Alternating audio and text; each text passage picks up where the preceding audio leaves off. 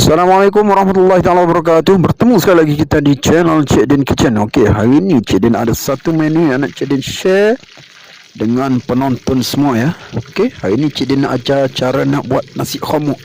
Tapi sebelum tu Cik Din nak ajar cara nak goreng ataupun nak buat perapan untuk ayam nasi khomok ya. Ataupun orang kata ayam berempah Thai. Yang ni memang sedap ya kalau kita nak makan dengan nasi khomok nanti. Okey, kalau nak tahu apa bahan-bahan yang Cik Din letak dalam ayam berempah Thai ni, jom kita tonton video ni sampai habis. Okey, untuk kita buat nasi khomok dan juga ayam goreng berempah Thai.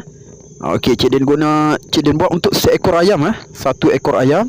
Kita ada ayam dan juga untuk kita buat ayam goreng Thai ni, Cik Din guna serai, bawang merah, bawang putih, halia dan juga biji ketumbar. Biji ketumbar ni kena lebih sikit lah.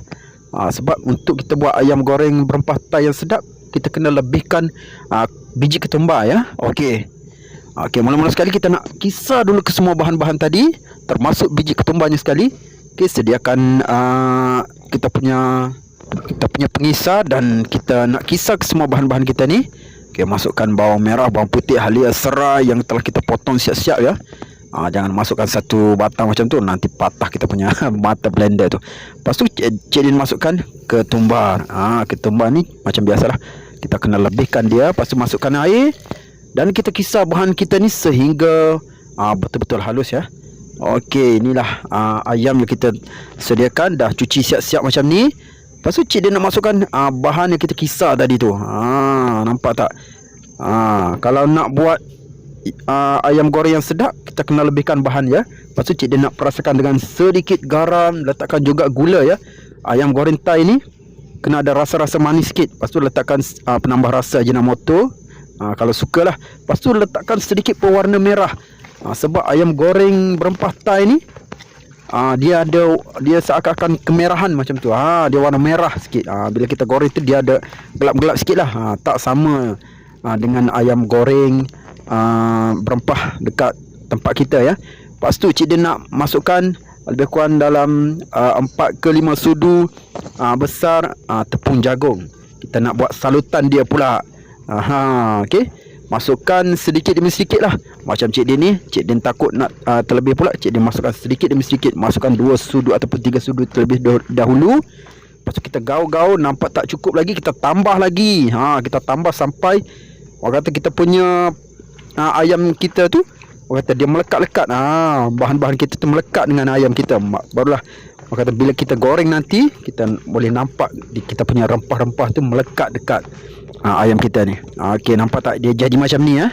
Okey, lepas tu kita gaul-gaul bagi sebati dan kita akan perap lebih kurang dalam 2 ataupun 3 jam. Barulah kita boleh goreng. Okey, jadi nak mula menggoreng dulu, kita sediakan minyak. Minyak tu kena lebih sikit lah. Okey, bila minyak kita betul-betul dah panas, okey, Cik Din nak masukkan ayam. Okey, kita masukkan ayam.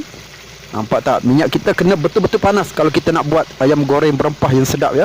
Yang betul-betul orang kata tak melekat dekat kuali bila kita masukkan ayam tu. Okey, kita masukkan ke semua sampai muat lah kita punya ayam kita dalam kuali ni.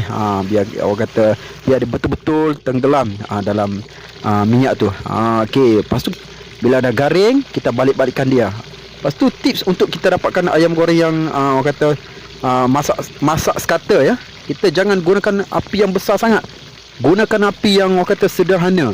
Mula-mula tu je kita guna api besar. Bila dah minyak betul-betul masak, okey, kita kena perlahankan api.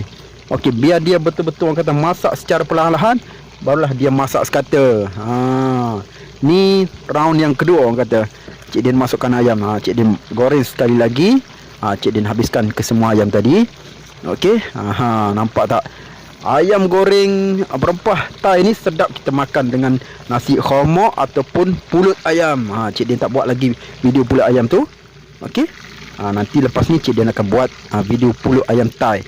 Memang orang kata resipi tu pun salah satu resipi orang kata sedap lah di selatan Thai kita.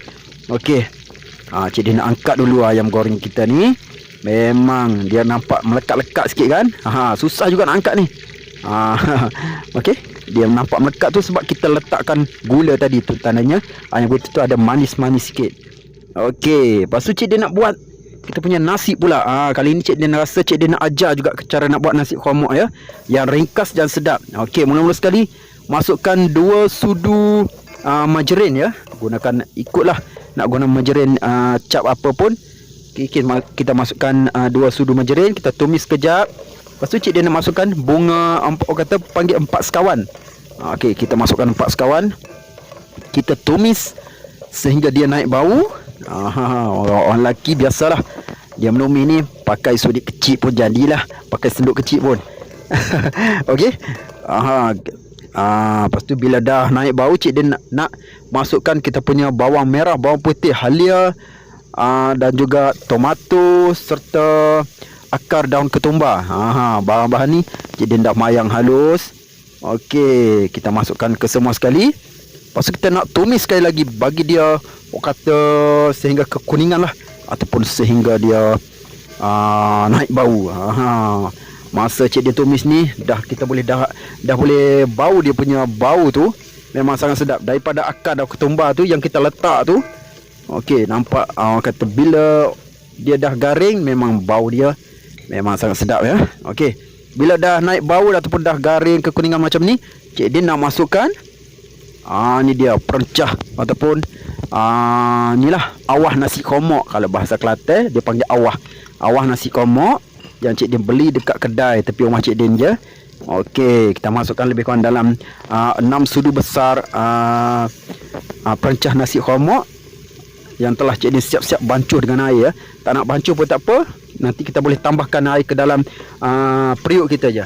Okey, tapi cik din bancuh siap-siap. Okey, kita tumis sehingga dia pecah minyak juga. Biar betul-betul pecah minyak. Nampak tak?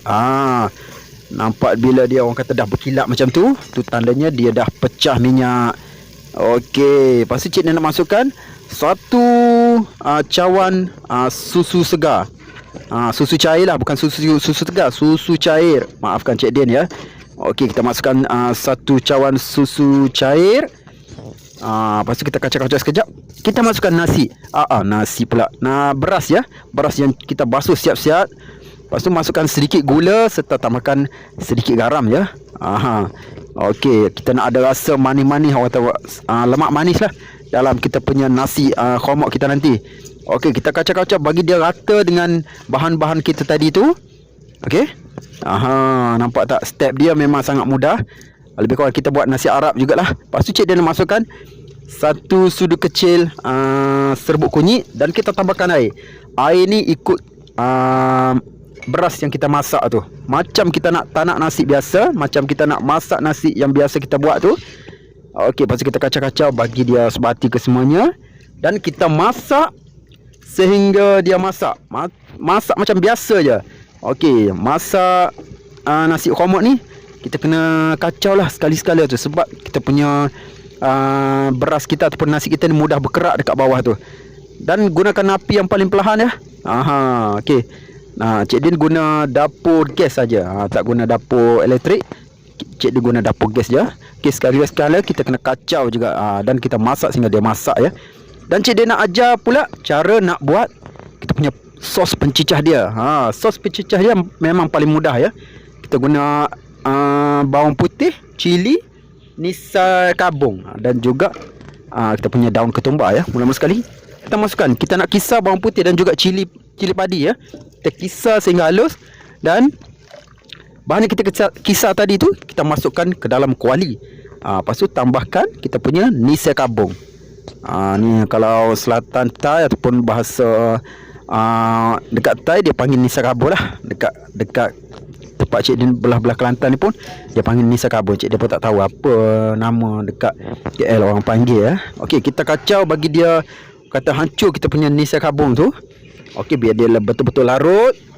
Okey, lepas tu Cik Din masukkan sedikit garam, perisakan dengan sedikit garam, dan untuk kita nak rasa dia punya masam tu tambahkan 2 sudu besar cuka. Ikut cita rasa kita lah, nak lebih masam tambahkan sedikit lagi.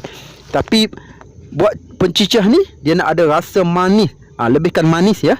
Sebab tu kita letak nisa kabung yang orang kata manis tu, kita letak lebih.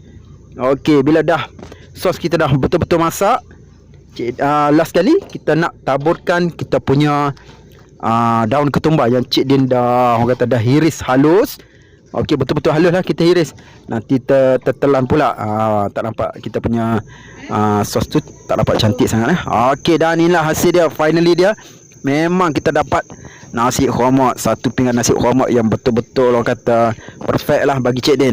Kita ada nasi yang betul-betul secukup, orang kata masak dengan sempurna. Kita ada ayam yang kita goreng tadi. Memang, dan kita ada pencicah yang sedap. Letakkan juga ulam timun dan juga salad. Saya salad tu kena ada ya. Okey, dan hasil dia memang sangat sedap ya. Kita punya ayam pun masak sekata. Okey, kepada yang dah menonton, selamat mencuba resipi nasi hormat daripada dapur Cik Din. Sehingga kita jumpa lagi di next video. Assalamualaikum.